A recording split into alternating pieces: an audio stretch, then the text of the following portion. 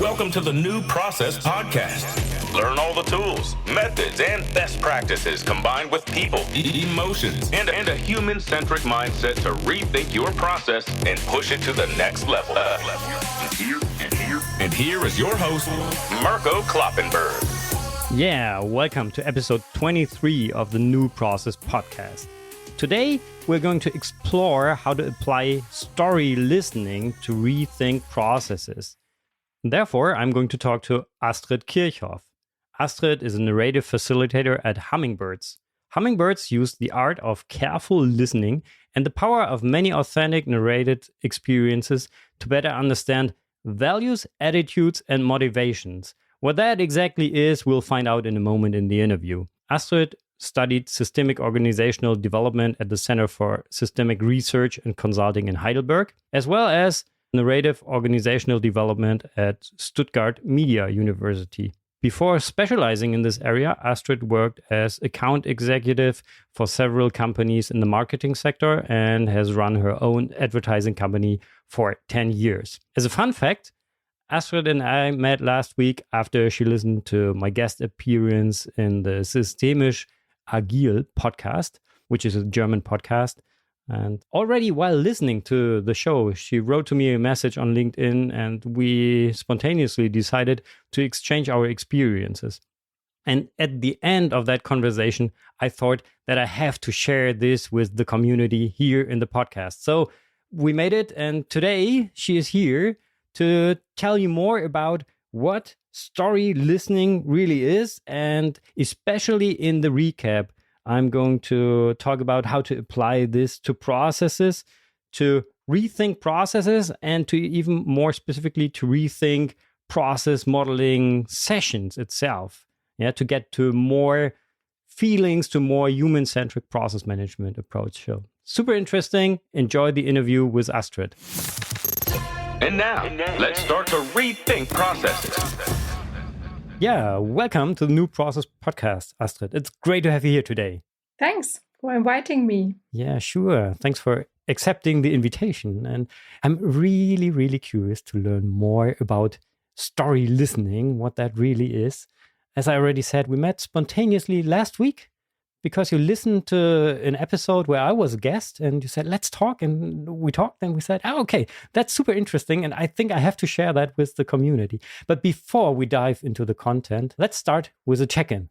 And there, my first question, as always, is, what do you prefer in an aircraft, aisle or window seat? Okay, let's think about that. What do I prefer in an aircraft? It's the window seat, yes. It's a window seat, definitely.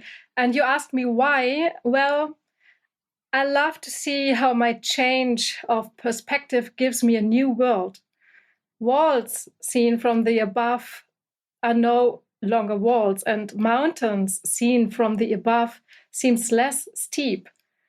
I often get goosebumps when I see how the world seems to change before my eyes. Also, for me, window seats opens up new horizons. That sounds really good. I fully agree to that. I already experienced the same when flying, I would say. And that's cool. And what is your favorite airport and why? This is Paris-Orly.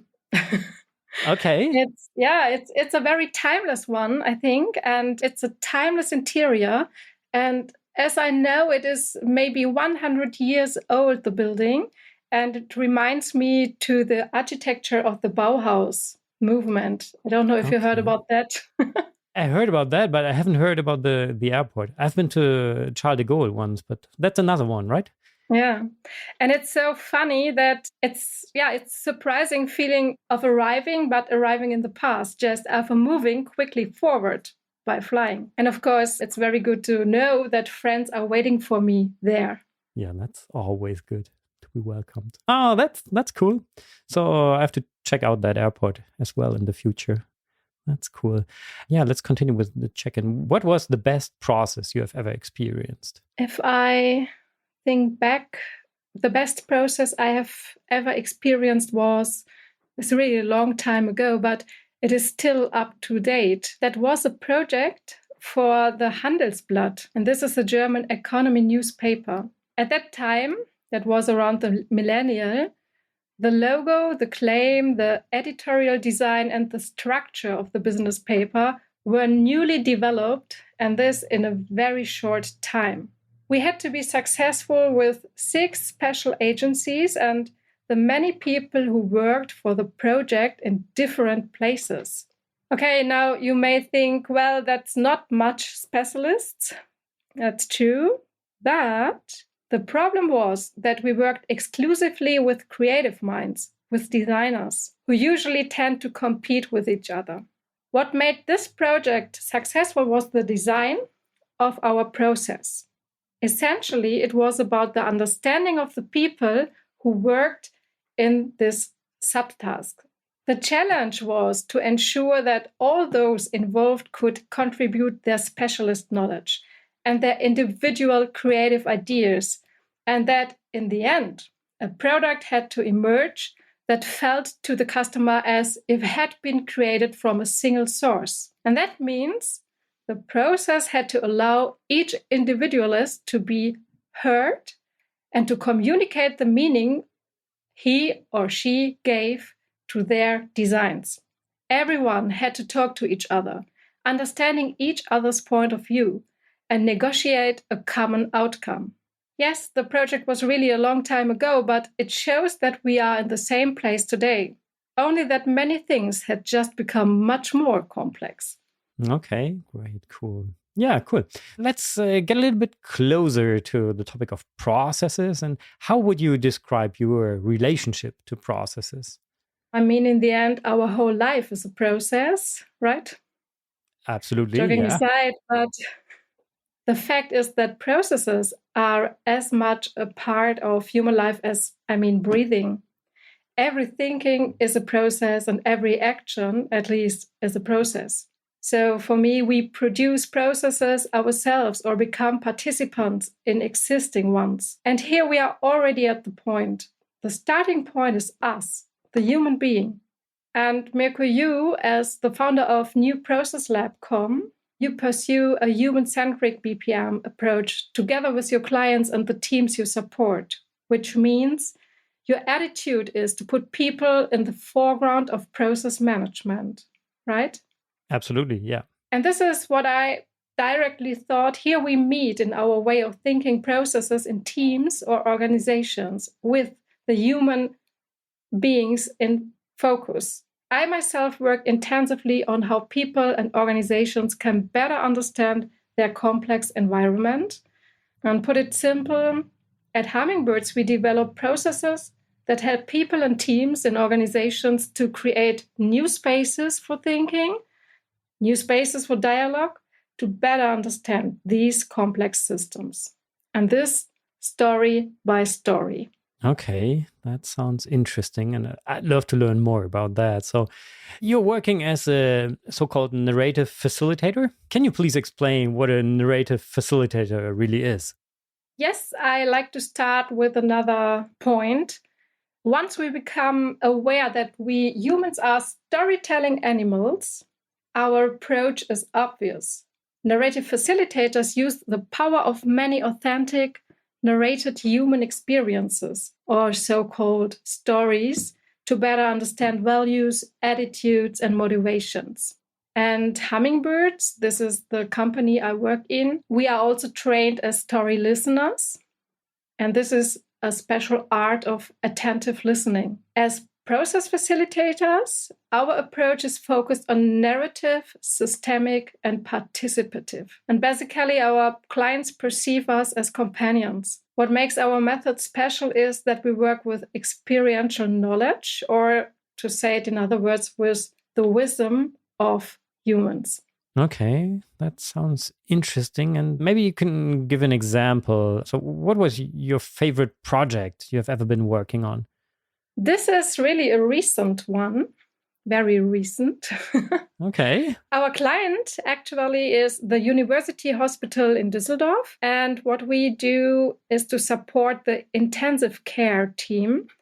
And they are working about 30 nurses. And our objective is to find out how we can support the team to become aware of itself or team effectiveness. And this is a very, very special situation of the last, we can say 3 years. The pandemic crisis, the coronavirus. So the situation is too many patients, too few nurses, too many rings under their eyes, too little time to talk to each other, constant stress. I think everyone can imagine. So we were allowed to accompany the team for 3 months and give them space for exchange and space for conversation.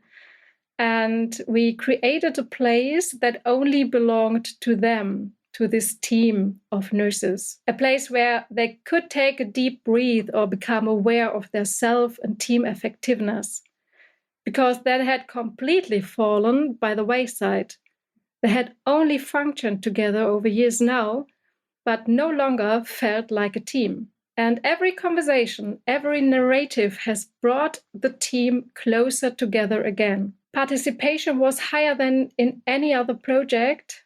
And one said to the other, "Come on, join too. It's really good." The ward manager was amazed.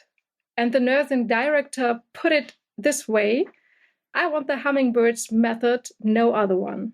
And so therefore we continue the work.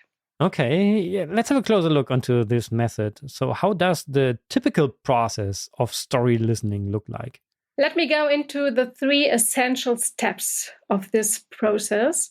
The first step is story listening, the second, story collection, and the third is the story sharing. A few words to story listening. Together with the client, we look for an answer to the question, what do you really want to know and understand better? We start a project by developing this question, and we defined who do we need to ask for this. As soon as we have clarified this, story collectors fan out and listen attentively when everyday experiences and adventures are told to us in the selected target group. This is the first step. Second is story collection.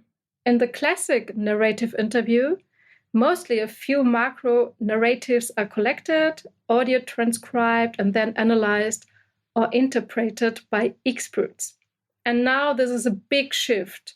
We at Hummingbirds, on the other hand, collect a multitude of experiences, the micro-narratives. Supplementary meaning questions enable the narrators themselves to interpret what they have experienced. And in this way, we generate meaningful data that remain connected to the narratives. And now I close with the third step, the story sharing. In co-creation with our clients, we explore emergent patterns through data correlations and analysis of related narratives. We learn to understand behavior, motivations, values, and emotions in relation to our thematic search question from step 1. And then together with the participants and the clients, we learn which of the stories are so positive and so significant that we want to bring these more and more as results and experiences into the world.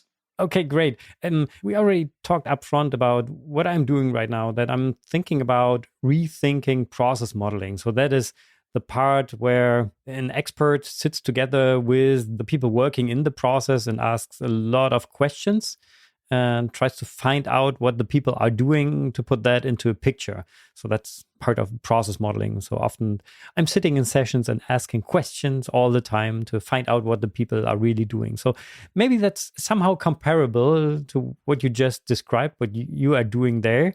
But in the case of process modeling, we try to put that into a process model in the end. So what would you recommend to rethink this activity when doing this process modeling session and asking all the questions? What would you recommend to the process modeler to get more emotions, more insights from the people and a better experience in this art of process modeling process? I think it's the art of designing a really good question that inspires people to tell about their experiences. And I think it's not about the quantity of questions. Mm-hmm. It's more about of the quality, as you know, in your work also. And working with people's experiential knowledge is appreciative and empowers everyone. And finding meaning together creates trust in the other person and at least trust in the process. Actions that follow from this are accepted by the people. So if you have 1 or 2 or 3 really good questions, very open, you get experiences, so-called stories in my business, and there you can find all the answers.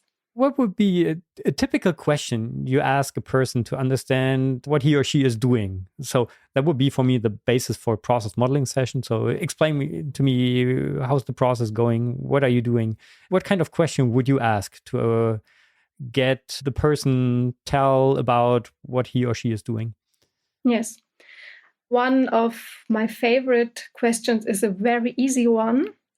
It's like to invite the people to go back in their memory and to describe one special moment with a very good or very bad experience that describes their emotions and feelings to a special topic. And then I ask them to describe the situation very concrete so that I, like in a radio session, can feel and see it in my mind and can taste the smell and so on and so forth. Really to get a picture from what this situation means or meant for the person who experienced it.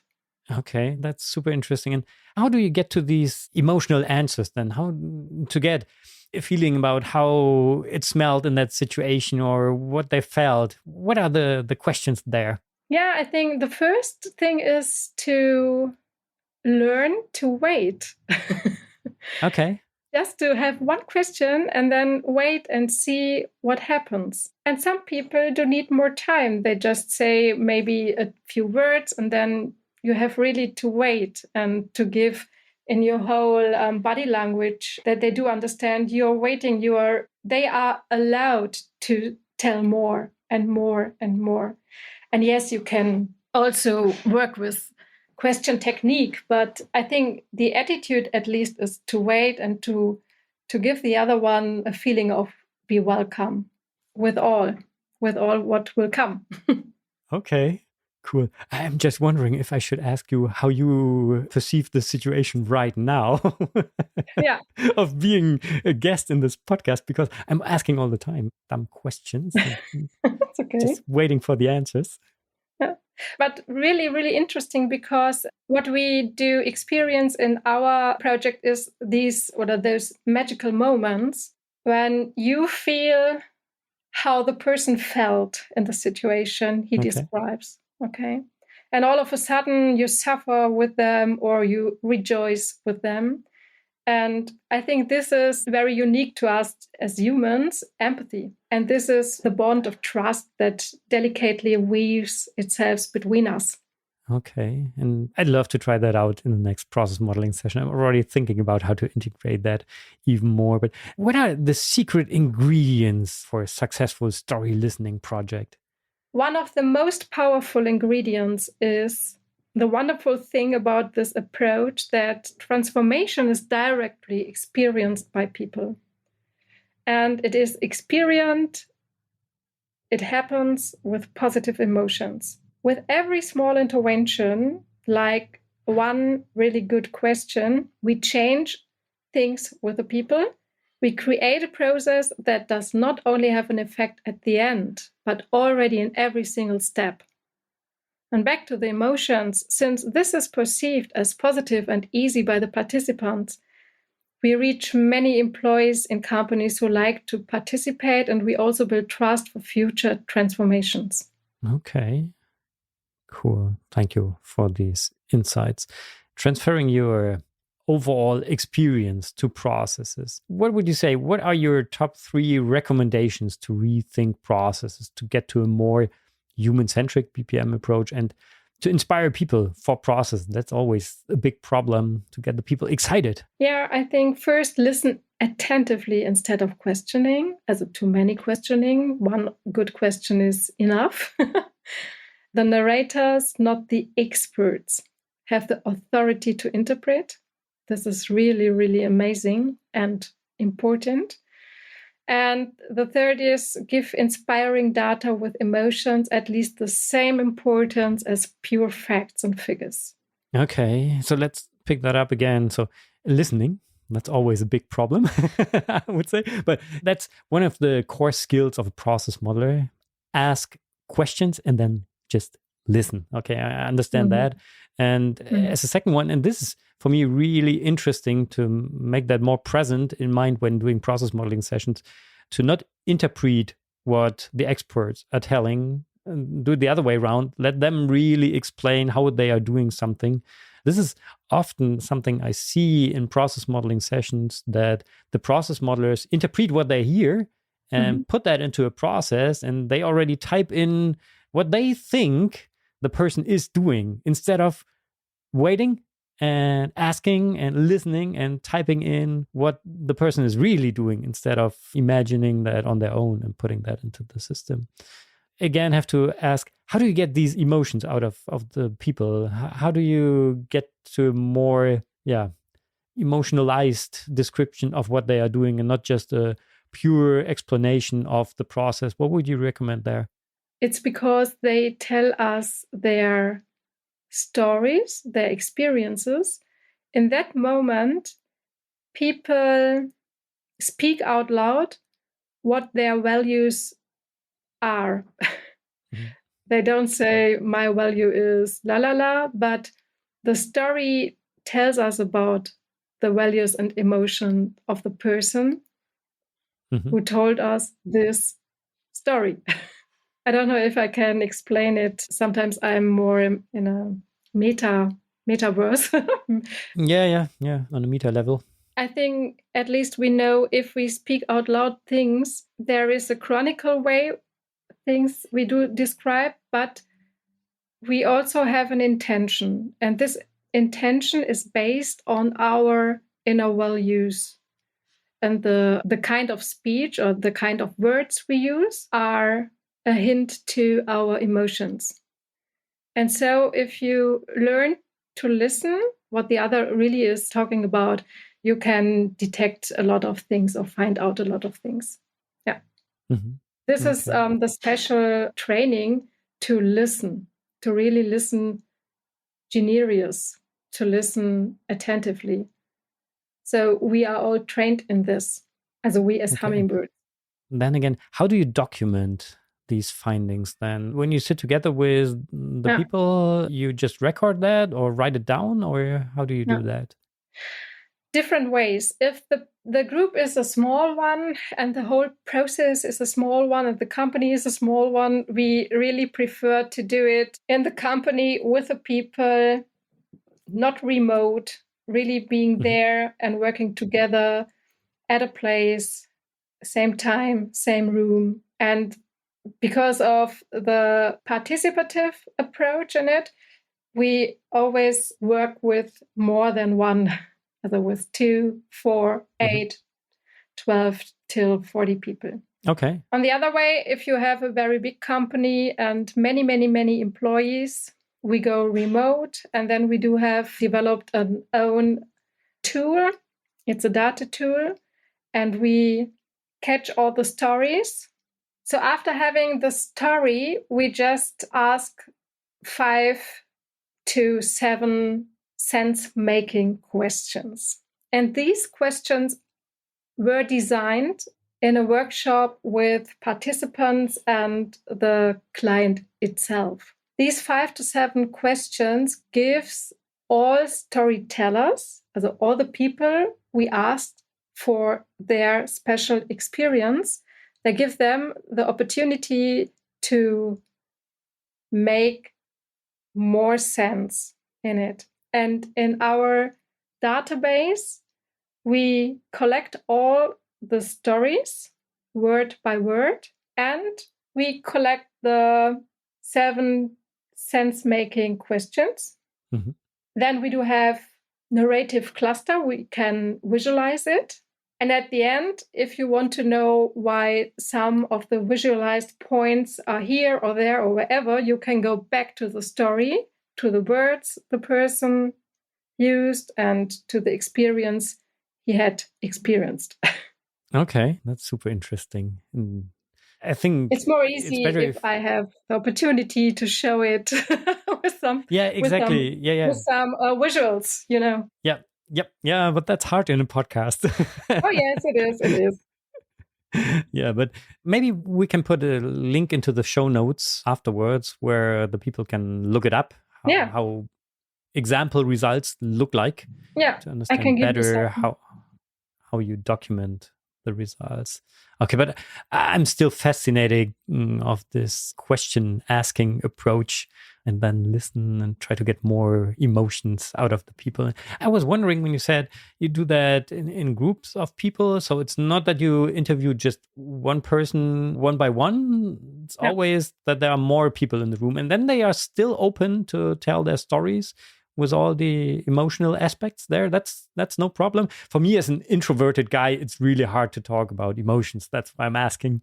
Yeah, you may think it's complicated, but it isn't. And I worked 4 years with a software company in the field of telecommunication. It's called Zipgate. And I did a very big project with this kind of working and this kind of process, the narrative one, the participative one, and the systemic one.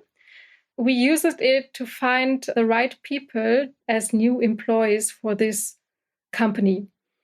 And all the participants were so-called nerds. But but at the end, they were very open. It was a great work.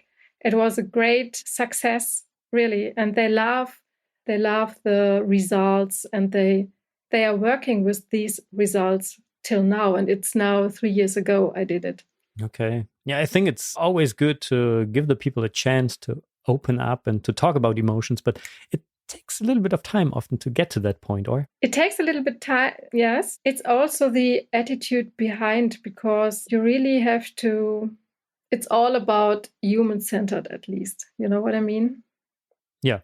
Yeah. If you absolutely. respect the people, they feel it.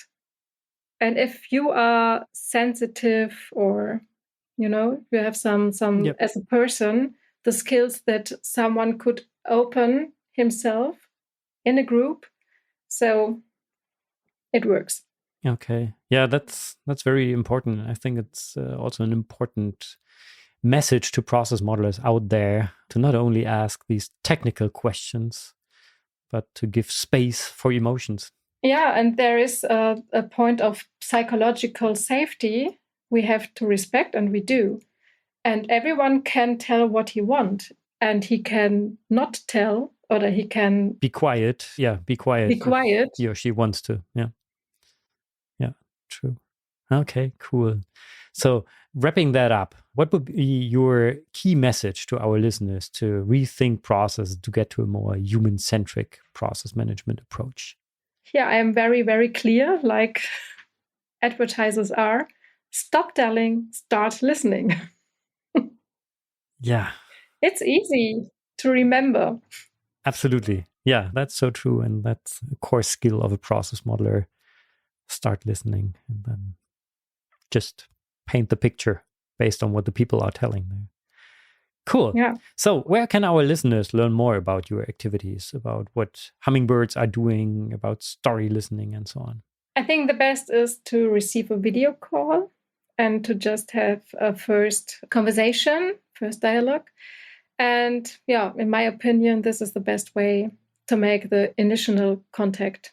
And the other thing is we invite to aperos. Don't know if you know this apero culture in Italy and France. I'm a beer guy. So Yes. Come together at 5 and have some nibbles and sparkling wine and talk about what you are searching for. I think everyone has a question, and that will be answered. And let's talk about that, or like this. Okay, so that's a regular session you are offering, or? Yeah, we talk about that, or we invite at LinkedIn. So this is our communication channel.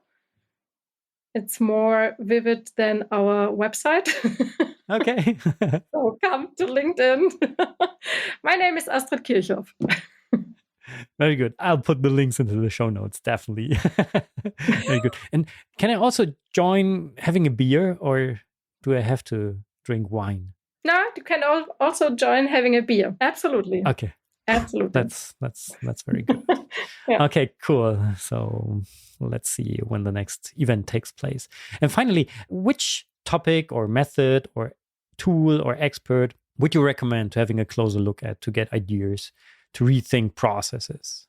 There are many, but there are some who are really good and who are really, I think, in a must-reads maybe, or must see some videos from them or whatever. I would like to talk about Otto Scharmer. And here we go to the 4 levels of listening, or the 4 levels of generous listening. You will find a masterclass online at YouTube. You can find books from Otto Scharmer. And the second is Edgar Schein, Humble Inquiry. And it's not only Humble Inquiry, it's a book. He published a second one, Humble Leadership.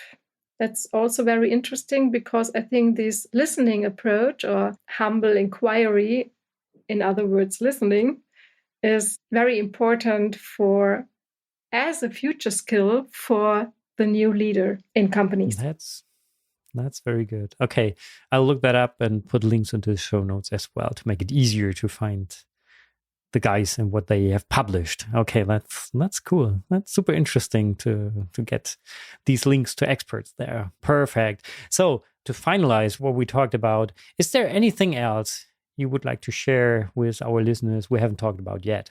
Many things, but I go with a quote. I go with a quote from Rachel Naomi Remen. She's working in San Francisco at a medical center of health. And she said, the most basic and powerful way to connect with another person is to listen. Just listening. Perhaps the most important thing we can give each other is our attention. That sounds like a perfect advice for introverted people like me. So just listen. I have to tell that to my wife. Yeah.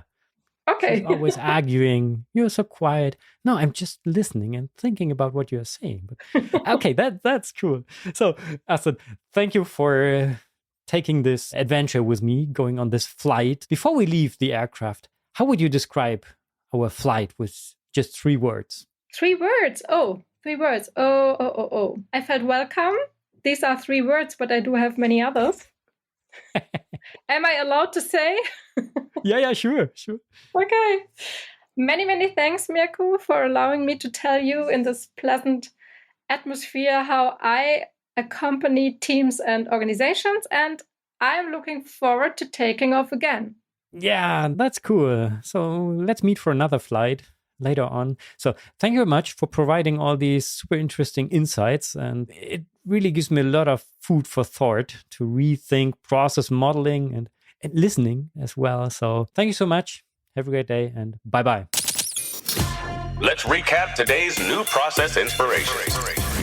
Wow, a lot of food for thought. And to be honest, I had to re-listen to the interview twice, and I also had a follow-up conversation with Astrid because I really wanted to understand this approach in more detail and how to apply that to processes. And now I'm going to share these in the recap with you. So first, again, the target of the story listening approach is to answer a specific question. Yeah. Therefore, it's always important to define this research question upfront. What do I really want to learn? Like, I want to learn more about this or that specific business process here because we want to change it, we want to find ideas for improvement, and then we want to support the transformation afterwards. So in the first step, you would ask the employees working in that process about their stories and their experiences within this process. This is what Astrid called micro narratives. So creating these mini stories of the people. And then use specific follow-up questions to understand the meaning of the stories and experiences. So this is what she called meaning questions. And I'll give you an example of these questions in a minute.